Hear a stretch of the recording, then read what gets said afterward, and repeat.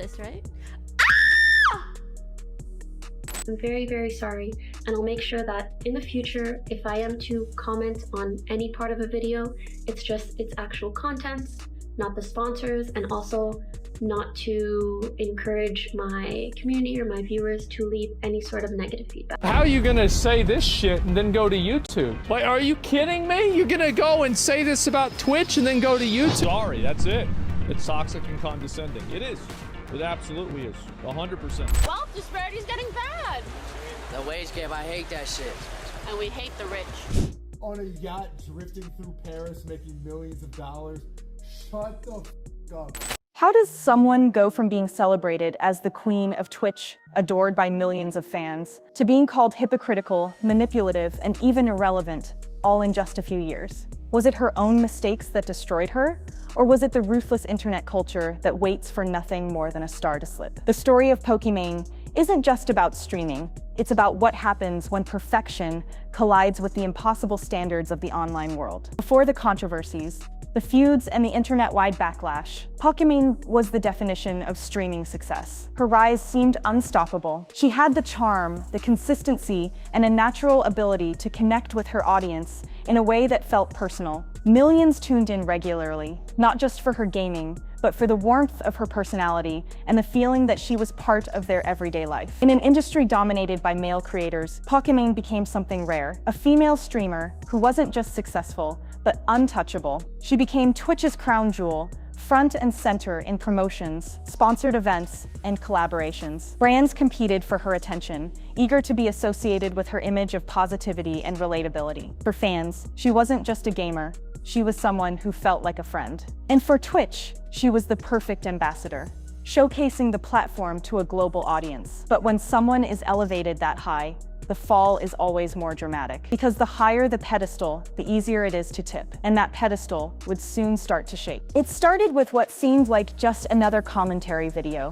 YouTuber It's a Gundam released a video mocking Pokimane's most devoted fans, highlighting moments where supporters gave up huge amounts of money and time for her. To some, it was lighthearted satire. To others, it was brutal criticism of the parasocial bond streamers cultivate.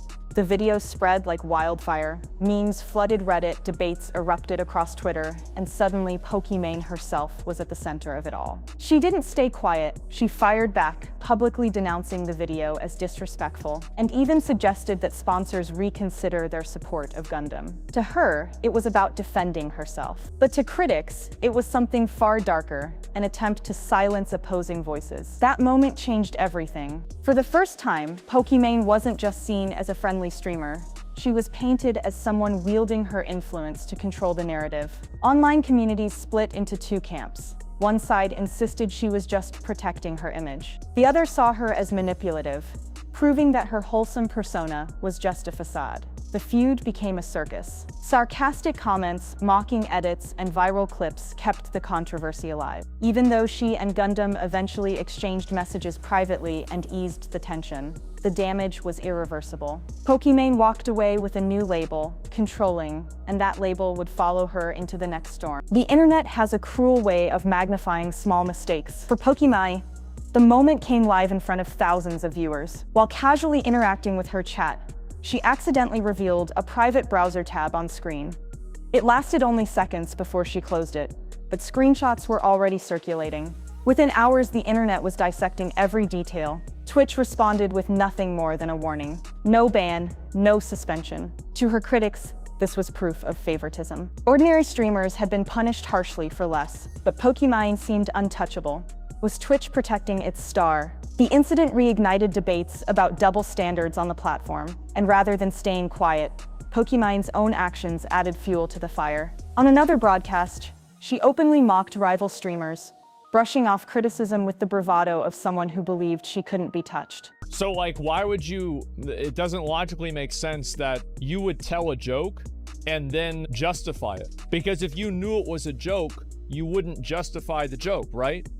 Is a galaxy brain tactic, a strategy that I'm not sure the success rate of. But confidence online often flips into arrogance. And for Pokimane, that shift was becoming visible. Then came the moment that would push things further than anyone expected. Streaming had made Pokimane wealthy.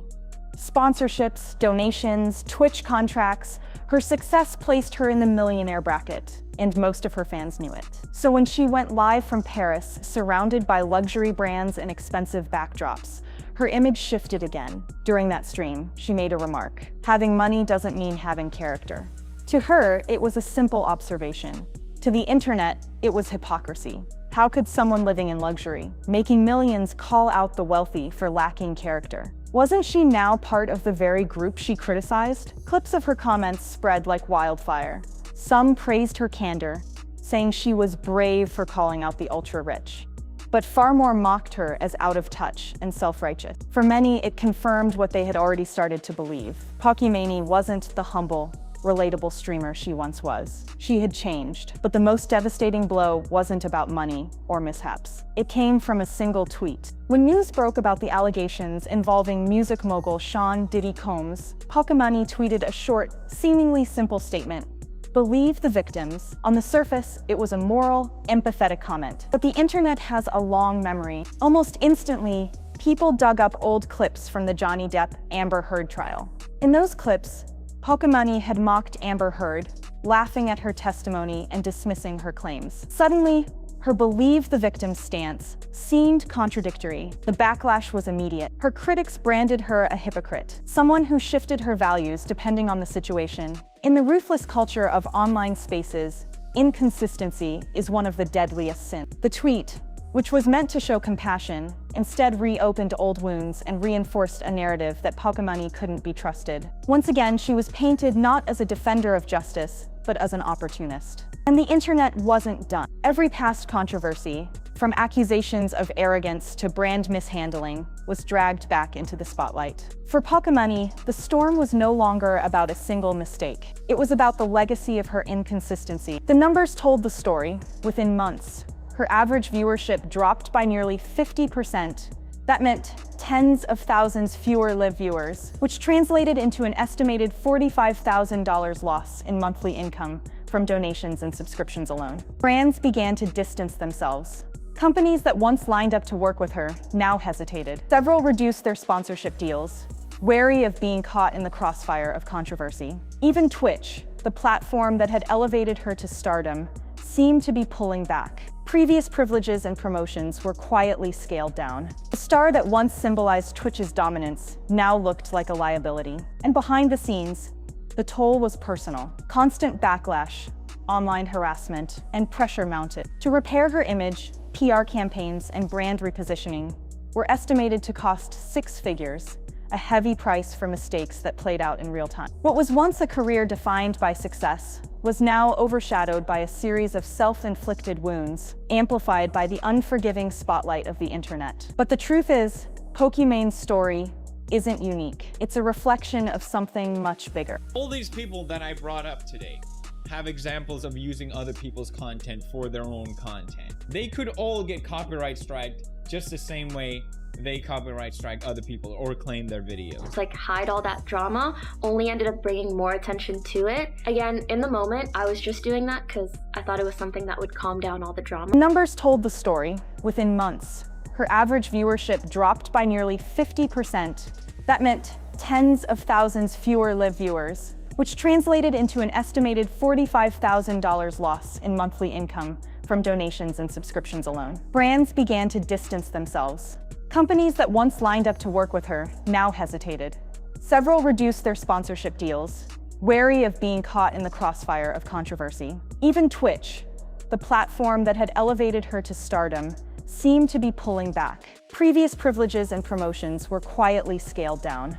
The star that once symbolized Twitch's dominance now looked like a liability. And behind the scenes, the toll was personal. Constant backlash, online harassment, and pressure mounted. To repair her image, PR campaigns and brand repositioning were estimated to cost 6 figures, a heavy price for mistakes that played out in real time. What was once a career defined by success was now overshadowed by a series of self-inflicted wounds, amplified by the unforgiving spotlight of the internet. But the truth is, Pokimane's story isn't unique. It's a reflection of something much bigger. The internet never forgets. Every comment, every reaction, every misstep lives on forever in clips, screenshots, and archives. And for public figures, contradictions are deadly.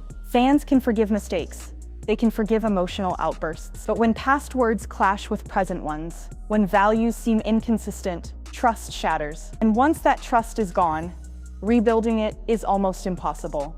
Pokimane's downfall highlights one of the cruelest realities of online fame. You aren't judged by your best moments, but by the worst ones that never go away. The audience doesn't measure your growth. They measure your contradictions. And while Pokimane may still stream, still maintain a loyal fan base, her image as Twitch's untouchable queen has crumbled. She has become a case study in how quickly the internet turns on those it once idolized. So what really happened? Did Pokimane fall because of her own arrogance, hypocrisy, and inconsistency? Or was she simply the latest victim of an internet culture that loves to build up its heroes just to tear them down?